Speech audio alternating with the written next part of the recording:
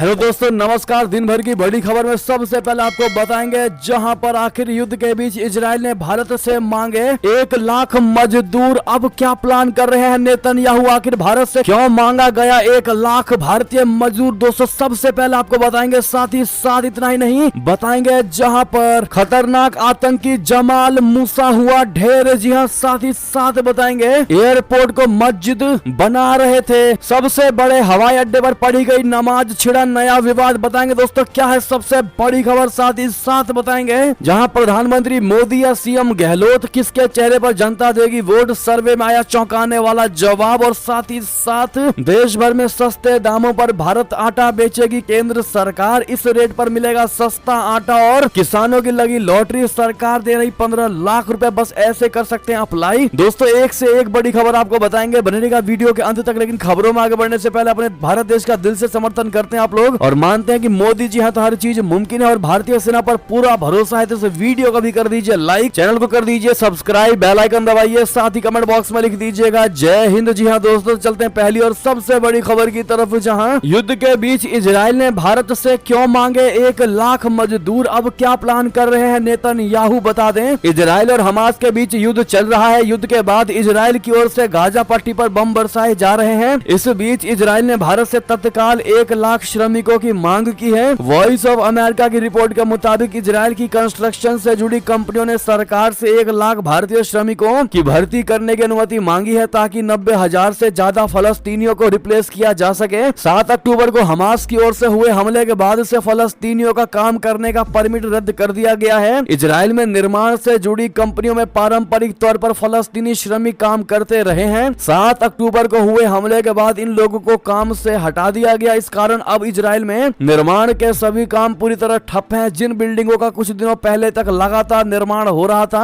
अब वो साइट पूरी तरह खाली है। जिन लोगों ने मकान खरीद रखे हैं वो लोग बिल्डर्स पर काम को जारी रखने का दबाव बना रहे हैं। इजराइल बिल्डर्स एसोसिएशन के मुताबिक 90,000 फलस्तीनी मजदूरों में 10% गाजा और बाकी वेस्ट बैंक से है। जी हाँ, इजराइल बिल्डर्स एसोसिएशन से जुड़े लोगों ने कहा है कि हम 50,000 से 1 लाख भारतीय मजदूरों को लाने के लिए सरकार से बातचीत कर रहे हैं। हमास के हमले के बाद कई फलस्तीनी जो भी तक इजराइल में काम कर रहे थे उनके सामने भी मुश्किल खड़ी हो गई है। एक शख्स ने कहा, मैं होटल पर चाय पीता हूँ, घर जाकर खाना खाता हूँ, फिर होटल पर अपने दोस्तों के साथ रहता हूँ, मेरे पास अब काम नहीं है। आपको ये भी बता दें कि इजराइल ने पहले ही भारत से श्रमिकों को बुलाने के लिए डील की थी। मई में इजरायली विदेश मंत्री एली कोहेन भारत की यात्रा पर आए थे। तब दोनों देशों के बीच एक समझौता हुआ था जिसके मुताबिक इजराइल में 42,000 भारतीय श्रमिक जाएंगे, जिनमें से 34,000 कंस्ट्रक्शन फील्ड में काम करेंगे। जी हाँ, इजराइल का कंस्ट्रक्शन बाजार भारतीयों के लिए नया होगा। इजराइल पहले से ही फलस्तीनी कर्मियों के बदले विदेशी श्रमिकों को लाना चाहता था। जी हाँ दोस्तों, अब ऐसे में ये भारत के लिए अच्छी खबर है दोस्तों या फिर बुरी? आप लोग क्या कहते हैं बताइएगा जरूर। एक तरफ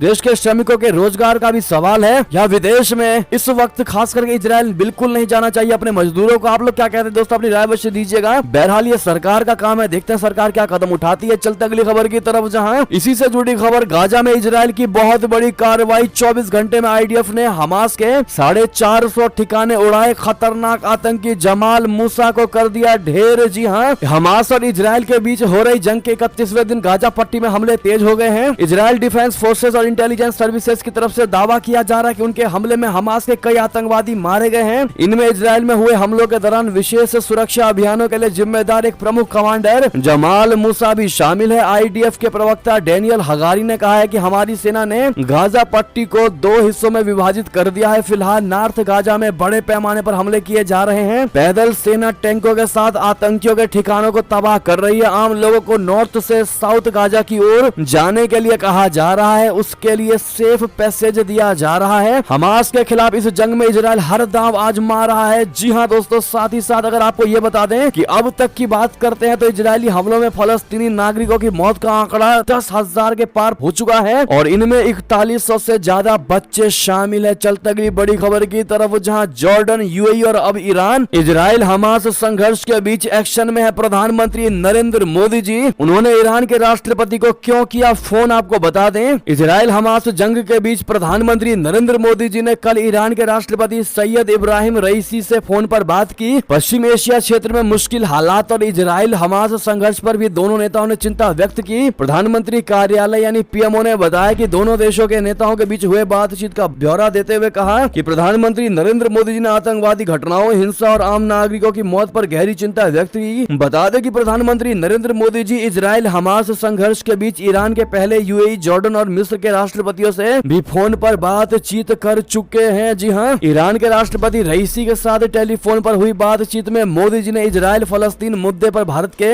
पुराने और सुसंगत रुख को दोहराया। पीएमओ ने बताया कि दोनों नेताओं ने पश्चिम एशिया क्षेत्र में मुश्किल हालात और इजराइल हमास संघर्ष पर विचारों का आदान प्रदान किया। बयान में कहा गया है कि प्रधानमंत्री मोदी जी ने आतंकवादी घटनाओं, हिंसा और आम नागरिकों की मौत पर गहरी चिंता व्यक्त की। दोस्तों, अगली खबर की बात करते हैं, जहां पर बीआरआई की आड़ में नेपाल की जासूसी कर रहा चीन। ड्रैगन से नाराज काठमांडू, दोनों देशों के बीच फैला तनाव। बता दें, अक्टूबर के महीने में चीन की राजधानी बीजिंग में बेल्ट एंड रोड इनिशिएटिव यानी बीआरआई सम्मेलन का आयोजन हुआ था। इस सम्मेलन में नेपाल के उप प्रधानमंत्री नारायण काजी श्रेष्ठ ने शिरकत की थी। तीसरे बीआरआई फोरम में उनकी तरफ से कई ऐसे मामलों को उठाया जाने वाला था जो अब चीन नेपाल के बीच तनाव की असल वजह बन गए हैं। फोरम के दौरान वो चीनी अधिकारियों के साथ चर्चा भी करने वाले थे, लेकिन कार्डियक अरेस्ट की वजह से उन्हें अस्पताल में भर्ती होना पड़ा और उनकी अहम मीटिंग्स नहीं हो सकी। कुछ मीटिंग्स में उन्होंने चीन के साथ आर्थिक कूटनीति को और प्रभावी बनाने की जरूरत पर जोर दिया। श्रेष्ठ ने चीन के सार्वजनिक सुरक्षा मंत्री और चीनी कम्युनिस्ट पार्टी सचिवालय के सदस्य वांग जियाओहोंग के साथ मीटिंग की। इस दौरान उन्होंने कानून और व्यवस्था बनाए रखने के लिए सीमा पार सुरक्षा सहयोग बढ़ाने की आवश्यकता पर जोर दिया। कोविड महामारी के बाद से चीन और नेपाल के बीच व्यापार संबंध अस्थिर बने हुए हैं। इस साल मार्च में नेपाल के प्रधानमंत्री प्रचंड ने चीन से कहा था कि वो नेपाल के व्यापार योग्य प्रोडक्ट्स को बीजिंग के ड्यूटी फ्री और कोटा फ्री बाजारों तक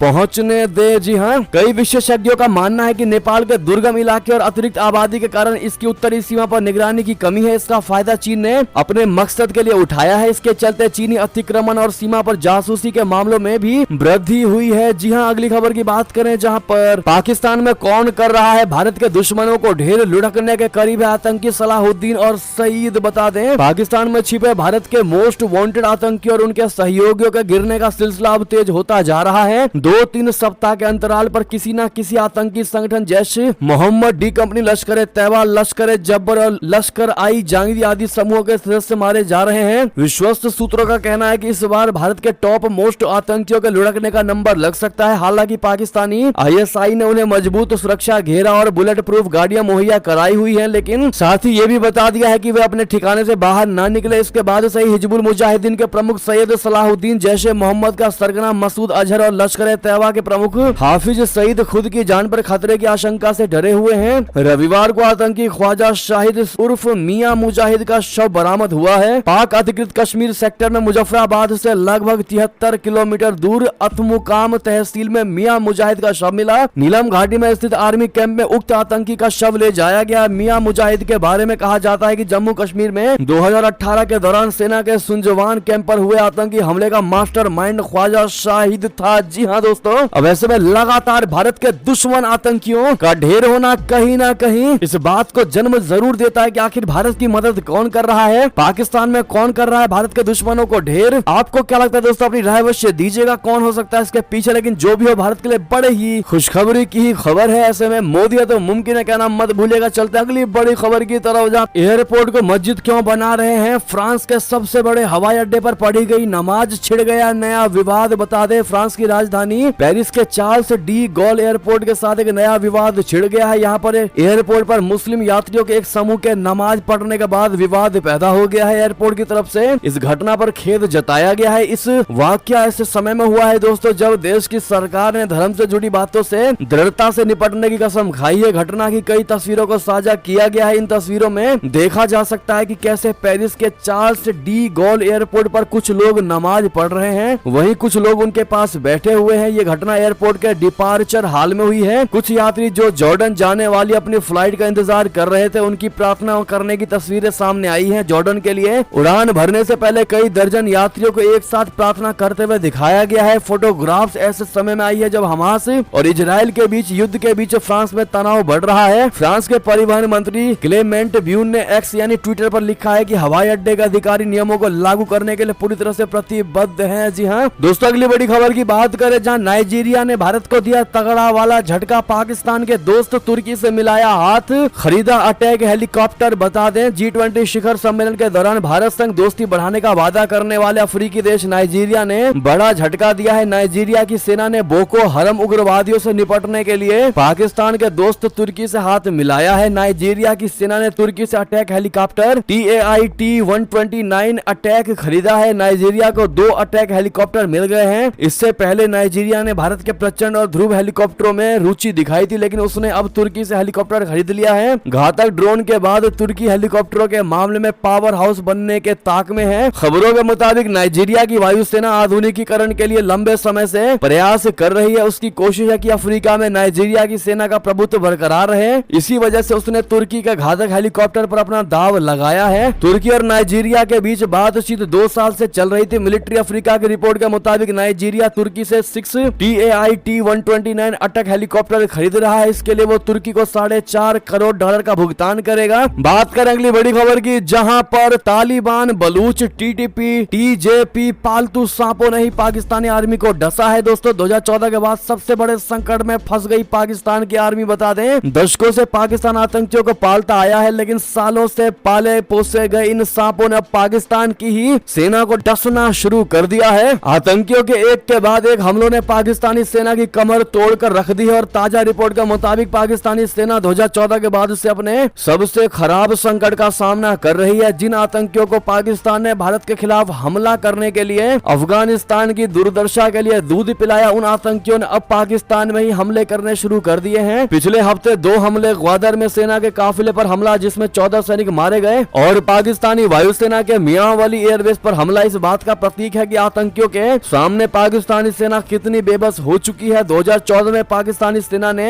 तहरीके तालिबान पाकिस्तान यानी TTP सहित आतंकवादी समूहों के नेटवर्क पर बड़े पैमाने पर कार्रवाई शुरू की थी, जिसके बाद ये आतंकी समूह बौखला उठे और उन्होंने एक तरह से पाकिस्तानी सेना के खिलाफ जंग का ऐलान कर दिया। सिर्फ आतंकियों ने ही नहीं बल्कि पाकिस्तानी सेना को राजनीतिक प्रदर्शनकारियों के क्रोध का भी सामना करना पड़ा है। कुछ हिंसा के लिए पाकिस्तान की सेना ने अफगानिस्तान में तालिबान की मौजूदगी और सीमा पर सक्रिय आतंकवादी समूहों को उसके मौन समर्थन के लिए भी जिम्मेदार ठहराया है। यानी कि दोस्तों कुल मिलाकर बात करें तो पाकिस्तानी आर्मी की हालत खराब हो चुकी है। 2014 के बाद सबसे बड़े संकट में फंस चुकी है पाकिस्तान की आर्मी। अगली खबर की बात करें, जहां फिर राष्ट्रपति की रेस में होंगे व्लादिमीर पुतिन। 2030 तक बने रहने की तैयारी, 3 दशक का होगा कार्यकाल। बता दें रूस के राष्ट्रपति व्लादिमीर पुतिन बीते 25 सालों से सत्ता में डटे हुए हैं और निकट भविष्य में वो हटने का इरादा भी नहीं रखते। 2024 में रूस में राष्ट्रपति चुनाव है और उसमें व्लादिमीर पुतिन एक बार फिर उतरने वाले हैं। वो देश के सबसे ताकतवर राजनीतिक शख्सियत हैं। ऐसे में उनका एक बार फिर से राष्ट्रपति चुना जाना तय माना जा रहा है। यदि इस बार वो राष्ट्रपति चुनाव में जीतते हैं तो 2030 तक सत्ता पर बने रहेंगे। वो 1999 से सत्ता के शीर्ष पर बैठे हैं और सबसे लंबे कार्यकाल का रिकॉर्ड पहले ही बना चुके हैं। उन्हें 1999 में बोरिस येल्त्सिन से सत्ता मिली थी और अब तब से वो डटे हुए हैं। व्लादिमीर पुतिन दुनिया के उन चंद शासकों में से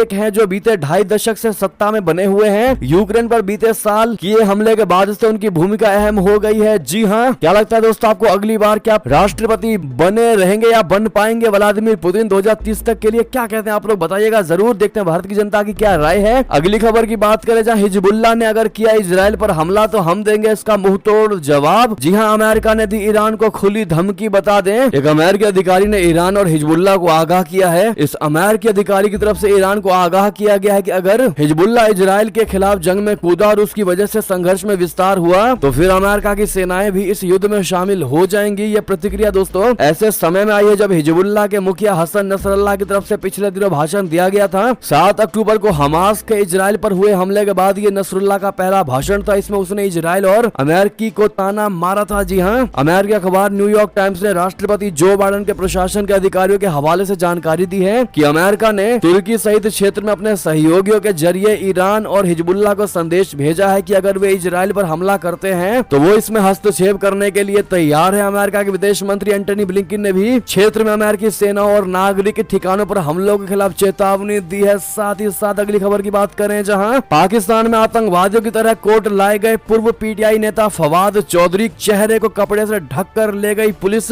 वीडियो हुआ वायरल। बता दें पाकिस्तान के पूर्व फेडरल मिनिस्टर मंत्री फवाद चौधरी को शनिवार को उनके घर से गिरफ्तार कर लिया गया। पाकिस्तानी अखबार डान की रिपोर्ट के मुताबिक फवाद चौधरी की पत्नी हिबा फवाद चौधरी ने जानकारी दी है कि फवाद चौधरी फिलहाल इस्तेहकाम में पाकिस्तान पार्टी के सदस्य हैं और उन्हें शनिवार को गिरफ्तार कर लिया गया। पीटीआई के पूर्व नेता फवाद चौधरी को गिरफ्तार करने के बाद कोर्ट में पेश किया गया, जहां पर पुलिस ने उनके साथ एक आतंकवाद की तरह सलूक किया, उनके चेहरे को काले रंग के कपड़े से ढक दिया और कोर्ट में पेशी के लिए ले गए। इस घटना से जुड़ा एक वीडियो काफी ज्यादा वायरल हो रहा है। इस वीडियो को पाकिस्तानी महिला जर्नलिस्ट आरजू काजमी ने अपने सोशल मीडिया एक्स पर पोस्ट किया है। चलते अगली खबर की तरफ, जहां चीन को अमेरिका के साथ पंगा पड़ा महंगा, एफडीआई में पहली बार रिकॉर्ड गिरावट। जी हां, अमेरिका, चीन और ताइवान में चल रहे तनाव के दौरान चीन के लिए बुरी खबर आई है। कोविड महामारी व अपनी आक्रामक नीतियों के कारण प्रतिबंधों के चलते चीन के आर्थिक हालात काफी बुरे दौर से गुजर रहे हैं। इस बीच विभिन्न मोर्चों पर घिरे चीन की अर्थव्यवस्था के लिए एक और बुरी खबर आ रही है। चीन में प्रत्यक्ष विदेशी निवेश यानी एफडीआई में पहली बार गिरावट दर्ज की गई है। जुलाई से सितंबर तिमाही के दौरान ये आंकड़े सामने आए हैं। जानकारों की माने तो चीन की अर्थव्यवस्था के लिए ये साल बेहद बुरा साबित होने वाला है। माना यह जा रहा है कि चीन को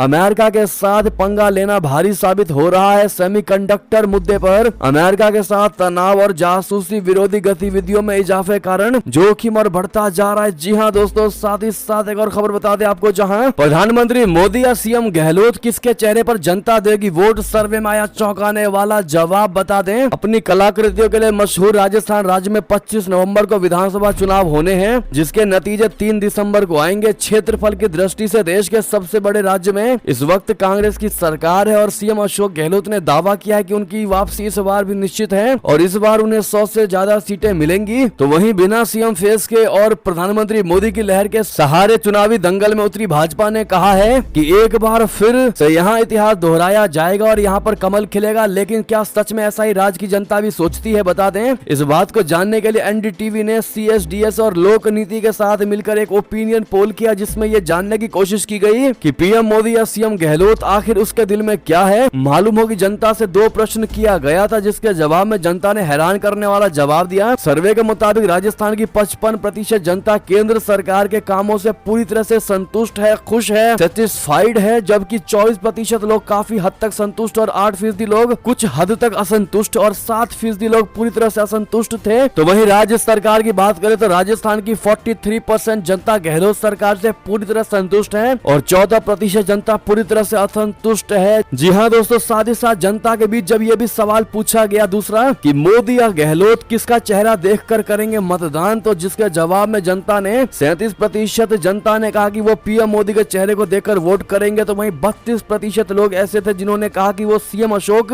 गहलोत के फेस को देखकर वोट करेंगे, जबकि 20% लोगों ने कहा कि वो इस बारे में फिलहाल कुछ नहीं कह सकते। अब ऐसे में दोस्तों, आपको क्या लगता है, क्या इस बार भारतीय जनता पार्टी वाकई में राजस्थान में अपना परचम लहराएगी? दोस्तों क्या कहते हैं आप लोग बताइएगा जरूर। साथ ही साथ अगली खबर बता दें, जहां गिरफ्तार होकर भी दिल्ली के चीफ मिनिस्टर यानी मुख्यमंत्री बने रहेंगे केजरीवाल, जेल में होगी कैबिनेट बैठक। आम आदमी पार्टी ने कर दिया ये ऐलान। बता दें, आम आदमी पार्टी ने सोमवार को कहा है कि पार्टी के सभी विधायकों ने अरविंद केजरीवाल से दिल्ली का मुख्यमंत्री बने रहने का आग्रह किया है, भले ही उन्हें किसी भी जांच एजेंसी द्वारा गिरफ्तार कर लिया जाए। पिछले हफ्ते आम आदमी पार्टी के राष्ट्रीय संयोजक केजरीवाल को प्रवर्तन निदेशालय ने आबकारी नीति से जुड़े धन शोधन मामले की जांच के सिलसिले में तलब किया था। हालांकि वो समन को राजनीति से प्रेरित करार देकर जांच एजेंसियों के समक्ष पेश नहीं हुए थे। आम आदमी पार्टी के मंत्री और नेताओं के खिलाफ केंद्रीय जांच एजेंसियों की हालिया कार्रवाई को लेकर रोष के बीच मुख्यमंत्री अरविंद केजरीवाल ने सोमवार दोपहर को पार्टी विधायकों की बैठक बुलाई। बैठक के बाद दिल्ली के मंत्री सौरभ भारद्वाज ने कहा कि बैठक में मौजूद सभी विधायकों ने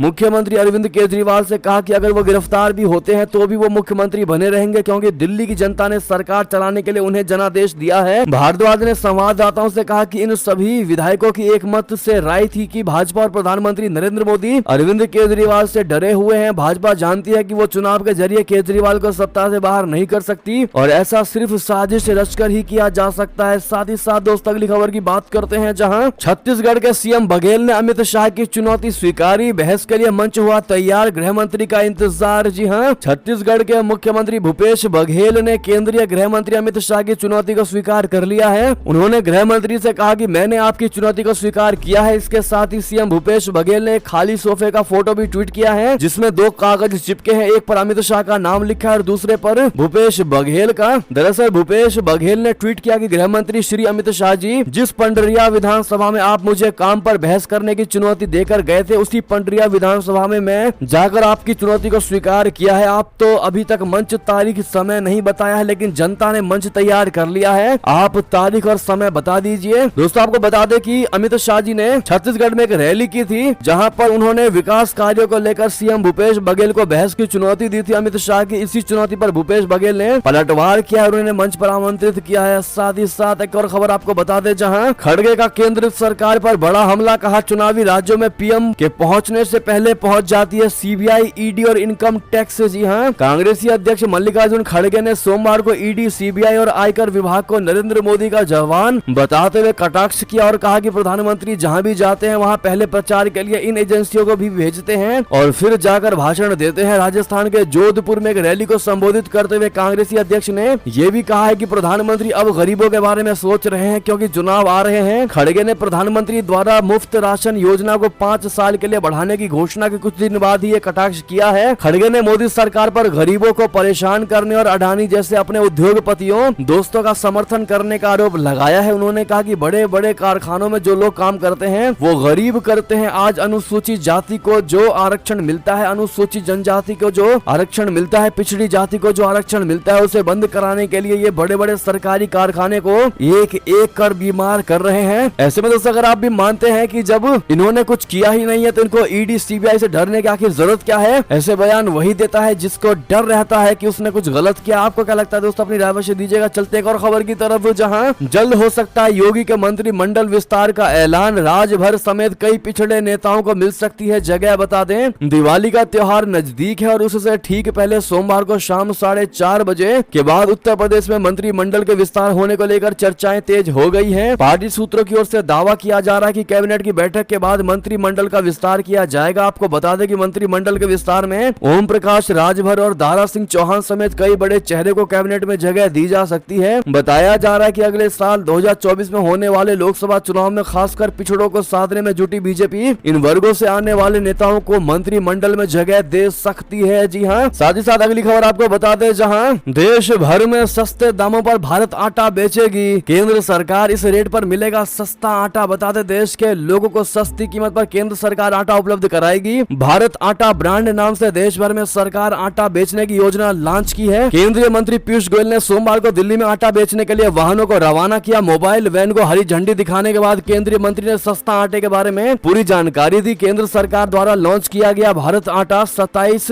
रुपए 50 पैसे प्रति किलो के रेट पर उपलब्ध होगा, यानी 27.5 रुपए प्रति किलो के रेट पर उपलब्ध होगा। ये आटा 10 किलोग्राम और 30 किलोग्राम के पैक में उपलब्ध कराया जाएगा। ये पूरे देश में लॉन्च किया गया है। पूरे देश में 2000 आउटलेट इसके बिकेंगे। जी हाँ दोस्तों, देश भर में 2000 आउटलेट से भारत आटा को बेचा जाएगा। भारत आटा को NAFED, national corporative consumers federation of India, सफल, मदर डेयरी और अन्य कॉर्पोरेटिव सोसाइटी से बेचा जाएगा। जी हाँ दोस्तों, साथ ही साथ आपको बता दें किसानों की लगी लॉटरी, सरकार दे रही 15 लाख रुपए, बस ऐसे करें अप्लाई। दरअसल पीएम किसान एफपीओ योजना की बात करें तो भारत को कृषि प्रधान देश कहा जाता है, लेकिन किसानों को आज भी इससे जुड़े जरूरी उपकरणों की कमी होती है। इसी को लेकर केंद्र सरकार ने पीएम किसान एफपीओ स्कीम शुरू की है। एफपीओ यानी फार्मर प्रोड्यूसर ऑर्गेनाइजेशन को एग्रीकल्चर से संबंधित बिजनेस शुरू करने के लिए 15 लाख रुपए की आर्थिक सहायता दी जाती है। पीएम किसान एफपीओ योजना का लाभ उठाने के लिए किसानों को एक संगठन यानी या कंपनी एफपीओ बनानी होगी, जिसमें कम से कम 11 किसान होने चाहिए। इस सरकारी स्कीम के जरिए किसानों को खेती से जुड़े उपकरणों या फर्टिलाइजर्स, दवाओं और बीज जैसे चीजें खरीदने में मदद मिलेगी। जानकारी के मुताबिक सरकार 2023-24 तक 10,000 एफपीओ का गठन करने का लक्ष्य है। जी हाँ, आप इस सरकारी स्कीम के लिए भारत सरकार की राष्ट्रीय कृषि बाजार की आधिकारिक वेबसाइट